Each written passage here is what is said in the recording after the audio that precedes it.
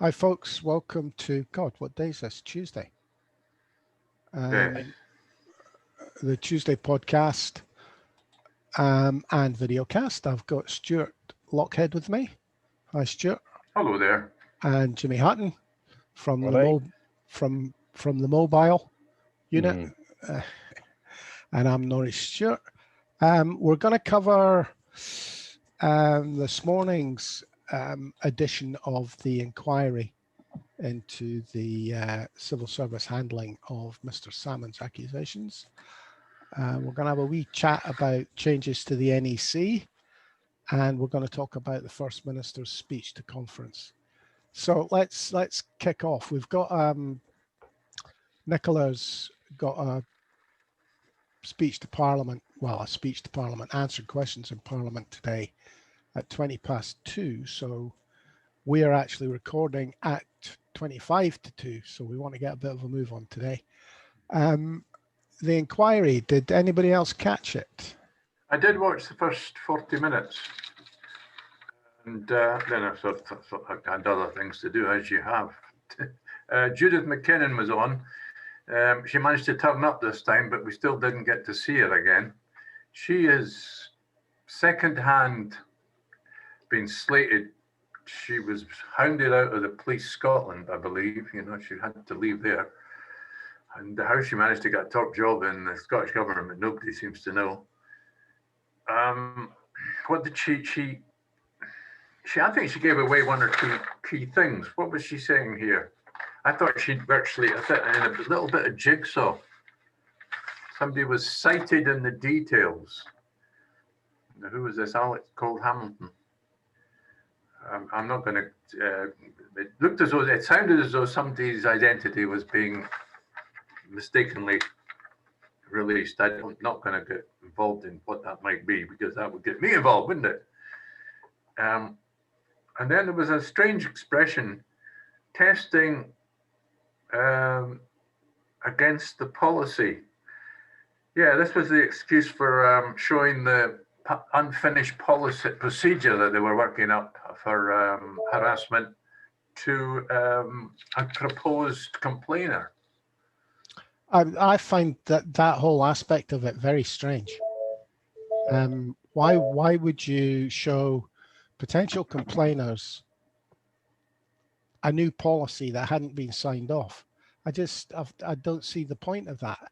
I mean, I think the most you should be able to say would be, look, we've got a new policy in the making. You may want to hold off. But why would you go into the details of it? And don't formally complain till tomorrow, until we've had it signed off by the First Minister, and by that time she'll have recused herself and won't need to know. Yeah, and you know, we're going to show you a draft. That seemed very strange to me. I think what stood out for me was the difference in quality of responses. It may simply be a difference in quality of the individual, but McKinnon's performance compared to Gillian Russell was chalk and cheese. Gillian Russell was very assured. Any question that she felt might impinge on the anonymity of the Jigsaw women, she simply said, no, I'm sorry, that impinges, I think, on the anonymity of the Jigsaw women. So I'm not prepared to go there. And she did that very rarely. The only stumbling block for her was her BlackBerry had blown up on her at some point, so she didn't have a record of texts that were sent to her. Convenient. So there was a period between the 13th and the 22nd, I think it was, of November.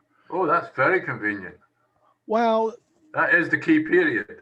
Well, I mean, she didn't have the text, so, and she was upfront. I'm very confident. She didn't inspire any doubt, shall I put it that way. You don't think she's going to get the sack then?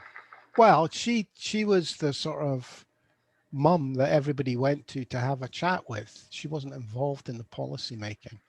Right. If you've got to worry, you go to her first because you're worried about your boss is bullying you. And she was very good on dates and all the rest of it, and gave a full and totally believable explanation. I mean, she could say that she had been contacted between the 13th and the 22nd but she couldn't give an exact time or day. She had me convinced. The one thing that caught me right was right at the start, because they've been waiting for documentation from the Scottish Government, as well as the legal advice. They've been waiting for more documents. Apparently, there's another bunch of documents released to the committee at 4:45 last night, so they couldn't use them today because they haven't had time to go through them. Convenient, again. I need to see the detail. Yeah.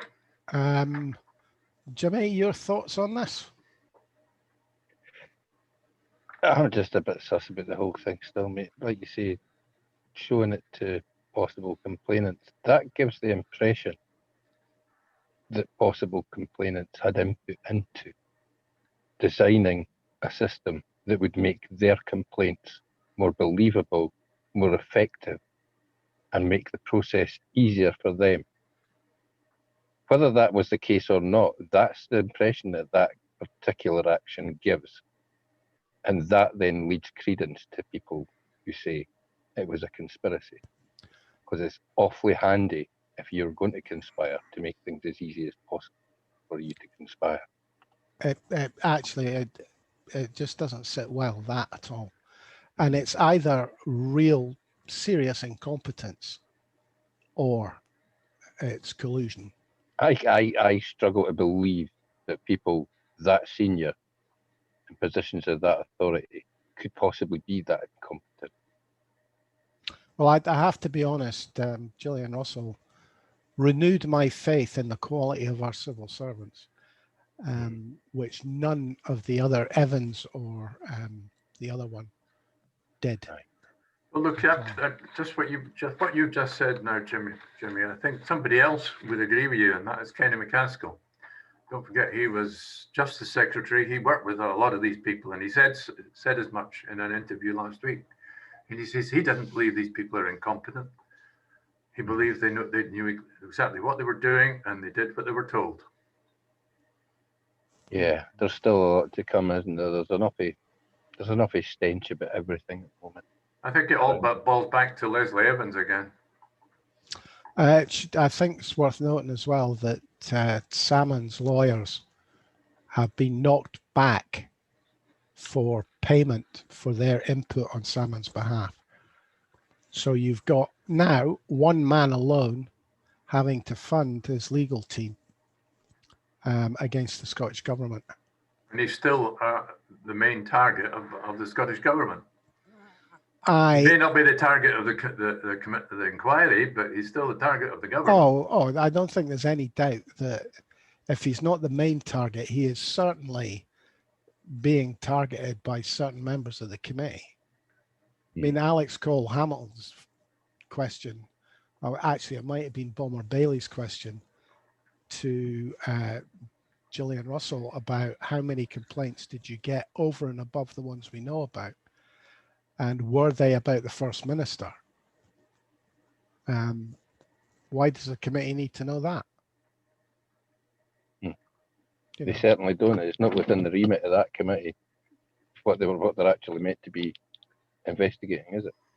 Yeah, and Cole Hamilton doesn't even try and hide it. He's just a wee gossip bitch, mate. Hopefully we can get rid of him because he actually makes the entire parliament. He brings the reputation of the entire parliament down by being just a wee bitch. That's all he is, and frankly, he's embarrassing to his own party, never mind his constituents and the country.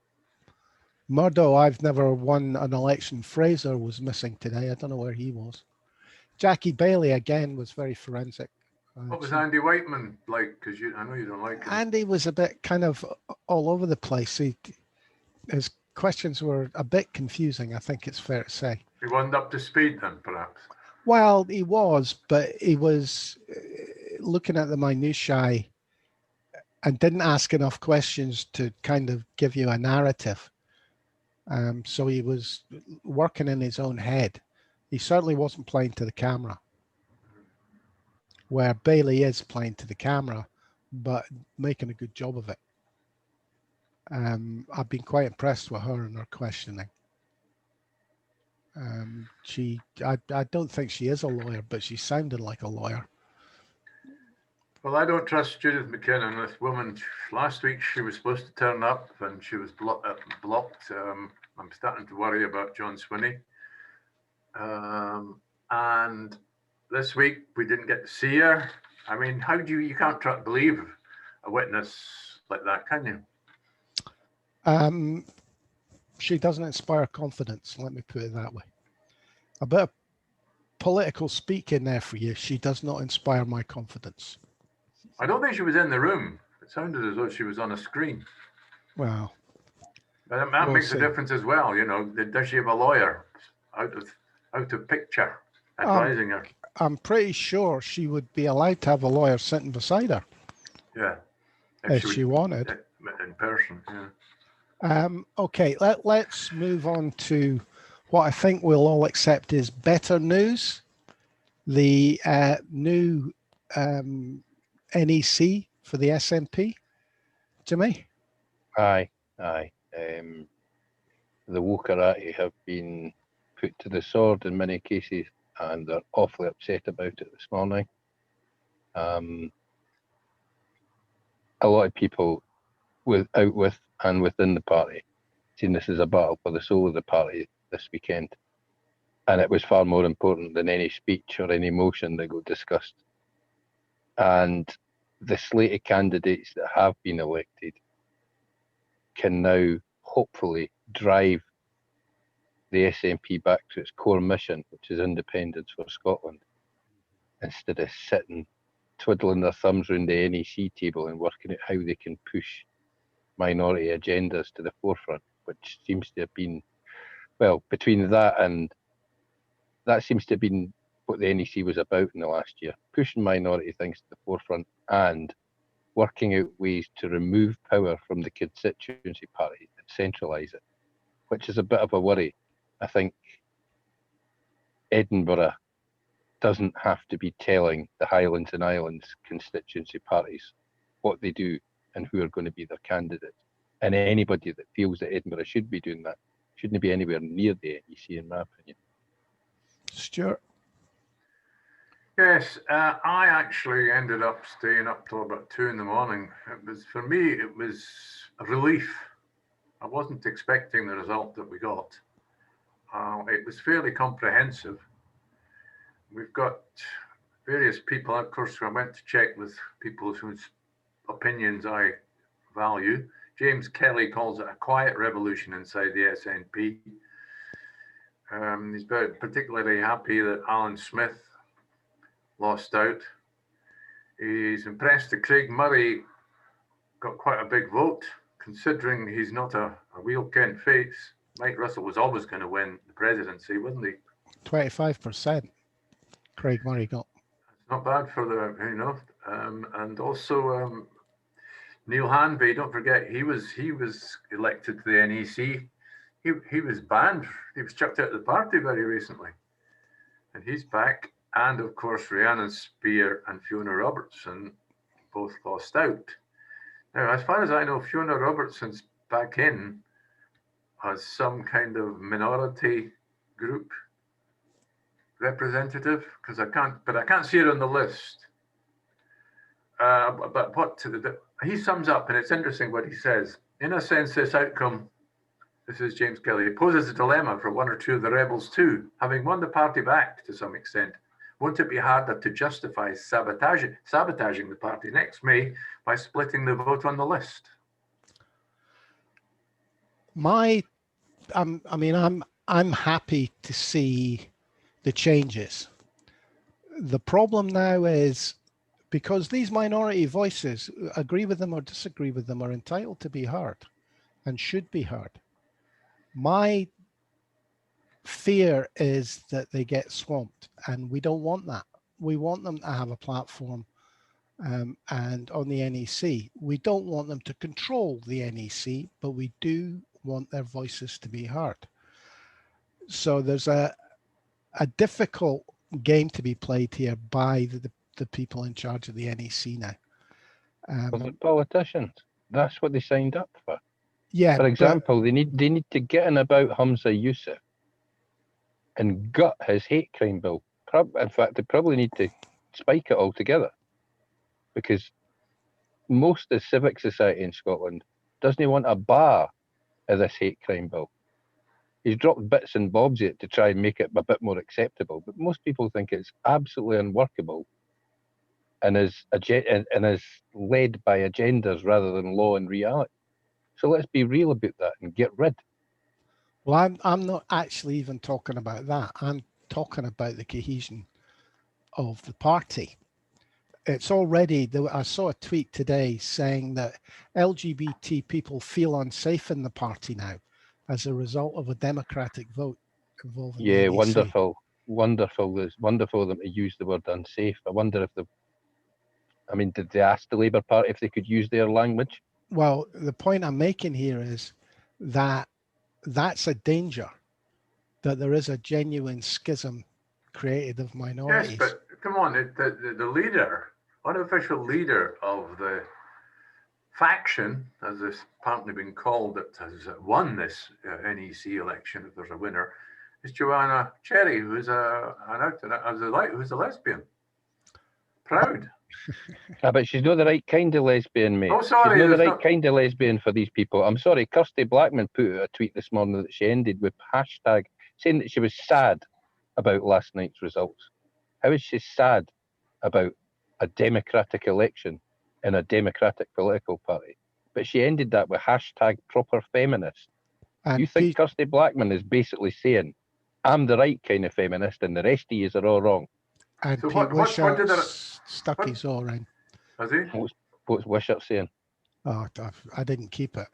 But basically what he's saying is that Wings won. Is basically his point. And that's a problem. But what I'm saying here is that's a problem. Problem for who? For the party. You really don't want that. You need people to accept when they win and be magnanimous and lose graciously. Otherwise, it creates the schisms that we've seen for generations in the Labour Party. Yeah, aye, but what we've seen was entryism. What we've seen was an awful lot of young people who didn't want to listen to the majority of the members of the party and wanted to push forward their agenda. And their agenda has been taken out of their hands, and the party's been taken out of their hands. If they want to go back to the Green Party, where half of them came from, they're perfectly welcome to do so. Well, I'm not arguing with that, Jimmy. What I'm arguing with is how the process is initiated. That's what I'm saying. It has to be done with thought for the losers. Yeah, I'd agree with you, mate. But fortunately, we've got an election to go and win next May, and we'll see if these people are willing to put their shoulder to the wheel, and if their talk about party unity before this election result meant anything, I'd expect them to put their shoulder to the wheel. If not, bugger off. Foxtrot Oscar elsewhere. Work for the Greens. Work for Wee Paddy if you want. Well, look, let's stick to the main issue, you could say, on this revolution, which is about. I'll quote you. Joanna Cherry, the Edinburgh South West MP, has joined the National Executive Committee, along with 30 other senior figures. Want the SNP to come up with a fallback route to making Scotland independent should Boris Johnson continue to refuse the Section 30 order. Now, that's what I care about. Yeah, but she needs the support. I mean, the whole thing about the NEC is they don't have total control. So she needs support from elsewhere. If she can push the NEC to putting that at the top of the agenda instead of, as Jimmy says, the woke policies that they seem to have been pushing, great.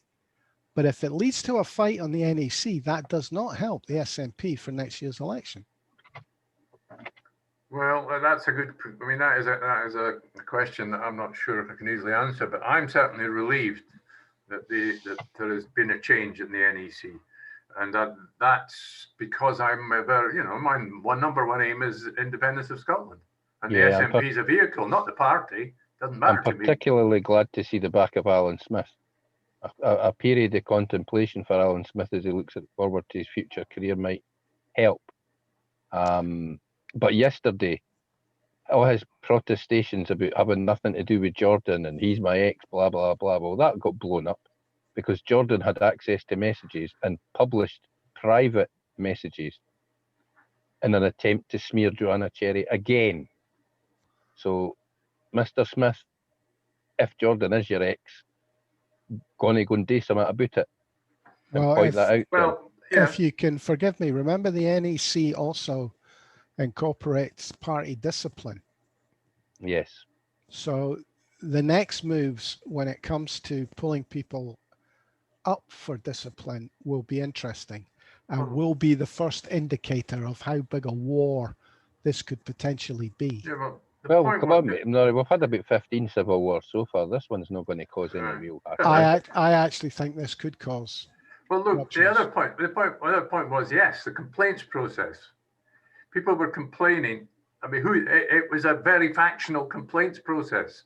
You know, people were, as Jimmy pointed out, people close to Alan Smith were behaving abominable, terribly. And nothing happened. And yet Neil Hanvey was chucked out, Mark McDonald, you know, all these people, and Grousemeat, other people were chucked out. Now that hopefully will get overhauled. And then there's also financial transparency. Nobody knows where the money's gone. Well, my point about this is how you deal with that is going to be really important. Because if it looks like, I mean, if it becomes only the woke element get hauled up to explain themselves, that's a problem. Yeah, because it's going to look like revenge. I can't see Joanna Cherry being at the head of any kind of pogrom, mate. That's not going to happen. No. I mean, we've got Angus MacNeil, leading advocate of Plan B. This is what matters to me. I'm not that fussed about GRA and issues like trans and all these issues. They can deal with that in the Greens and the Labour Party and the Tories if they want.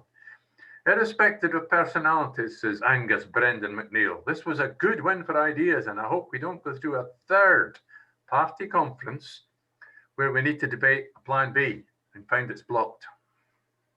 Well, they've got their January conference to discuss Plan B, I thought. Well, hopefully that'll have some teeth now. Jimmy. You've also got a couple of proponents of modern monetary theory that are now on the NEC, so discussions around currency should hopefully actually bear some fruit, then possibly some options other than Andrew Wilson's Growth Commission, which, let's be honest, his idea of sticking with the pound, I think he's the only one that actually agrees with it now, apart from the party leadership. And he camouflaged it by saying, with a view to going to a new currency within 5 or 10 years. Did you see Kevin Haig's article? You know, the dog food salesman. Now, his entire article was all about Andrew Wilson and the Growth Commission. The Growth Commission and Andrew Wilson are actually the weak spot in the independence campaign. Aye, but you do know that the party can walk away from anything that Andrew Wilson and the Growth Commission have said at any point in time that they feel like doing. Well, this is where I'm saying I'm agreeing with Jimmy. I'm optimistic now that Timothy Rideout and even Karen Van Sweden, they're both local branch members, aren't they? They're going to have to be careful. If they go to a third iteration, that'll be the white paper, the Growth Commission. And then a third iteration, and the accusations will be they don't know what the fuck they're talking about. No, they don't know what they're talking about with the Growth Commission. You've got your answer ready made, mate. The answer's ready made. Brexit. I suppose, yeah. Brexit has completely changed. I mean, the white papers are irrelevant. The Growth Commission's effectively irrelevant because, I mean, what happens if the pound collapses in February or March if we have a terrible transition into Brexit? At that point, anything that we say would be changed. You're reading Kevin Haig's attack on Andrew Wilson's Growth Commission. It was like as if Andrew Wilson had put up a straw man, because every point that Kevin Haig attacked, I was thinking, it's not relevant. It's stupid. Stuart, I'm interested to know why you even read it. It's Kevin Haig. Exactly. Why did you bother? I do these things, I like to know what the enemy are up to. I mean, I read the Spectator, But he's no the enemy, mate. Even the unionists didn't listen to Kevin Hay. They wouldn't buy a kitchen off him. do you know? I think I probably only read it because he was targeting Andrew Wilson. I want to know what he's up to. I have an interest in the Charlotte Street Partners. Oh, have you? Dodgy bugger. Okay.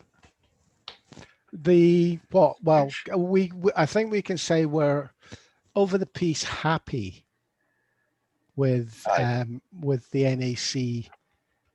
And interested election. to see where it leads us prior to the campaign for me, because with this discussion of Plan B in January, the campaign's not really going to be set and ready to go till the end of February, so it's going to be pretty swift, eh? March, April, May. Yeah, I think so. Well, we've got Peter Bell. If we're going to, he would connect us to the speech, wouldn't he? Yeah, as I was about to say, Peter Bell wrote an interesting article today about hope. He was talking about Nicola's end of conference speech. Did you get to see it, Jimmy? I saw bits and bobs yet, mate. I wasn't particular. It was something that they trailed that much of what was coming in. That couldn't be on. I watched it all. I took copious notes. I practiced writing at speed, just for the sake of it. Well, I watched it. I had very much in the front of my head, what would the public see, especially women voters?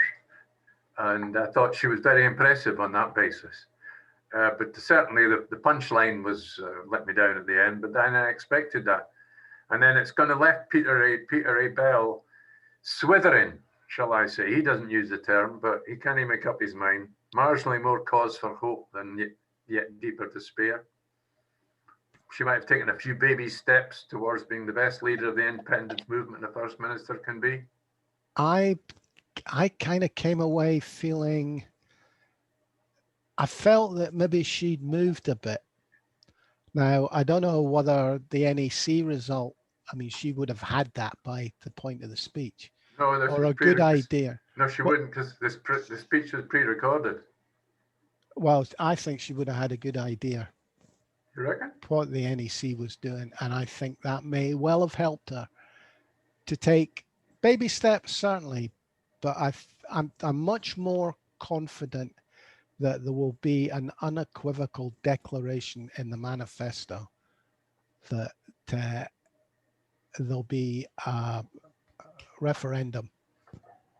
I'm going to suggest early 2022, I think. I think she was bet hedging with her speech, mate. I think she'd been bet hedging all week with her language, all last week, and because she can see that, you know, they didn't know where the wind was blowing. Did you see her? Presumably you saw her on Sunday morning. Yes. Yeah. On Mar. I went and took a look at the recording of that. She does not look happy.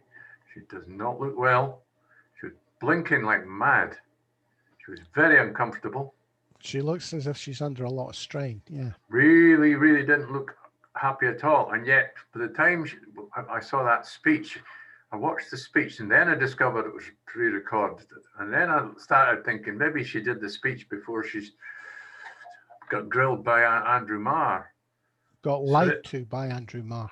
Okay, but so that's why I don't agree with you that she knew anything about what was about to happen with the NEC. I think she had a good idea of how the voting was going. Well, I'd be very surprised if she didn't. Apparently, it was remarkably close for quite a lot of the positions. There wasn't huge voting differences. It was up to the very last minute just how many of the rebels got in. Given that the rebels, the corporate vote would all be for Nicola Sturgeon's chosen candidate. I mean, a lot of the delegates are officials.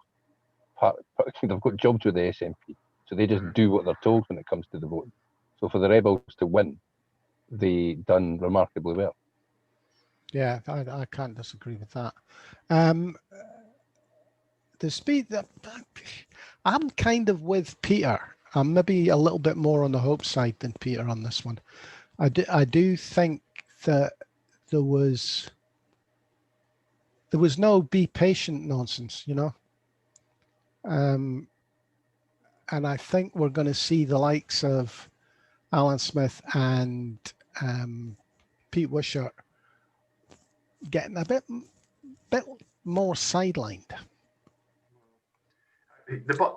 Look, this is what Peter finishes up. He says, I think this is what I'm supposed to think. This is what the language used by Nicola Sturgeon was intended to prompt me to think. So I'm not so sure. Are you? You know, because he thinks he might have misjudged her, but I'm supposed to think I've misjudged you, First Minister. I am changing. So you're saying, well, maybe she is changing, but maybe you just meant to think that.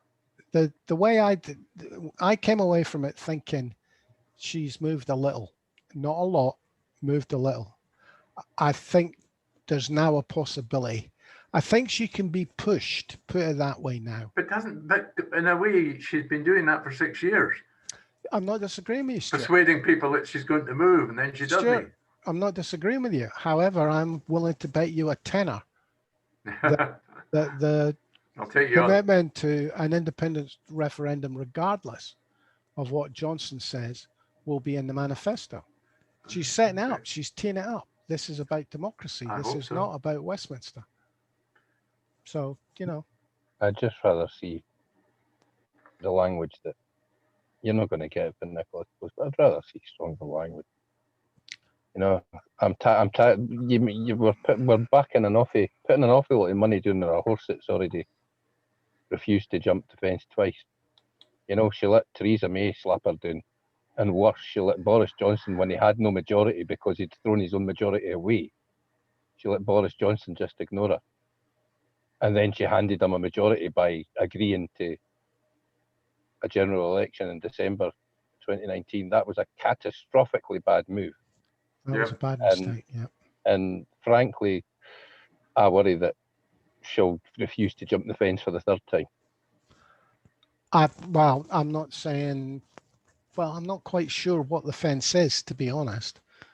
But I do think it needs to be considered going to court regardless of the present court case. So what that means is she needs to set up a referendum and dare Westminster to take it through the courts. Yeah, I mean, there's again, the party have done things that I completely agree with. I just think they're missing a trick now.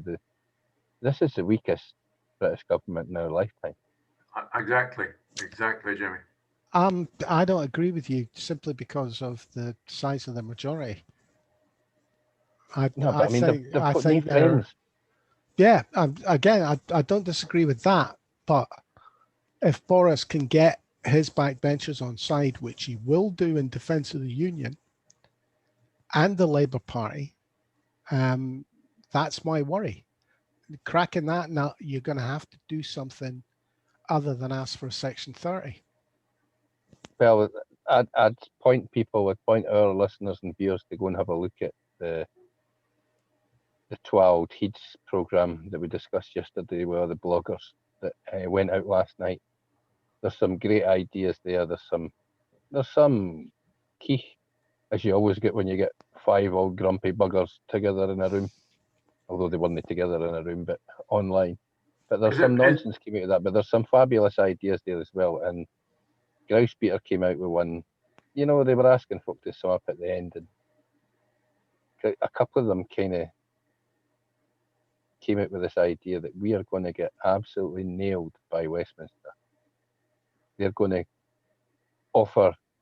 to push through some kind of constitution for the UK that disbars us from having a referendum for 20 or 30 years. Well, turn us into a situation like Spain. Yeah, and they reckon that's going to come from the Tories, and that Labour will just file in behind it because Keir Starmer's basically a Tory anyway. They can't create the situation that Spain's got, because that breaks the Treaty of Union. It breaks the treaty. It'd also break the unbreakable rule in Britain. Don't have a written constitution, because at that point you can do anything you like. I think they're going to wait and see what happens with the internal market bill. But if they get away with that, I think you're going to discover, because remember, European law superseded both British law and Scottish law.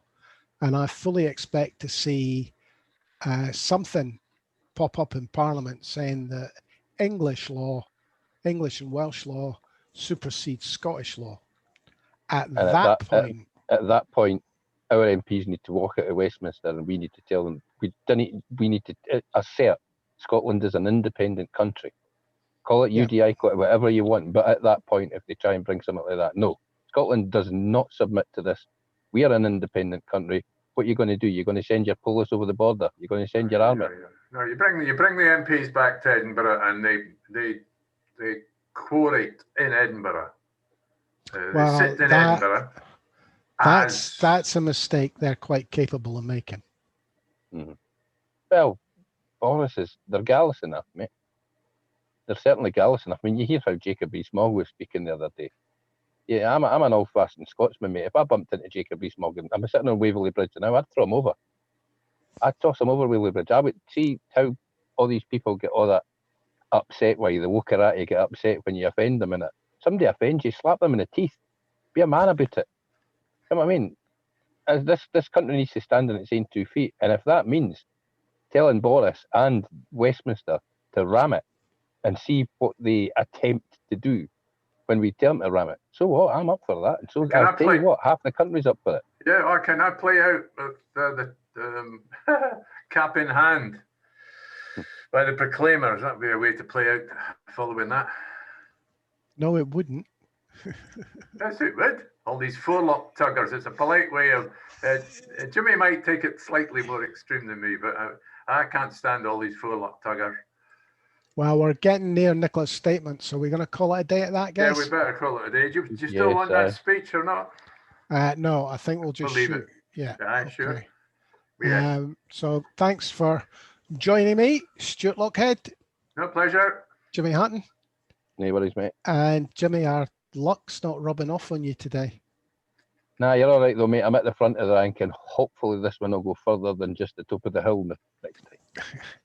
Okay, cheers. Thanks for listening, folks. We'll catch you all tomorrow. Yeah. Well, actually, we might not catch you tomorrow. We're going to have a day off. We've got various things, commitments. So cheers, and we'll see you on Thursday. Bye for now. Cheerio.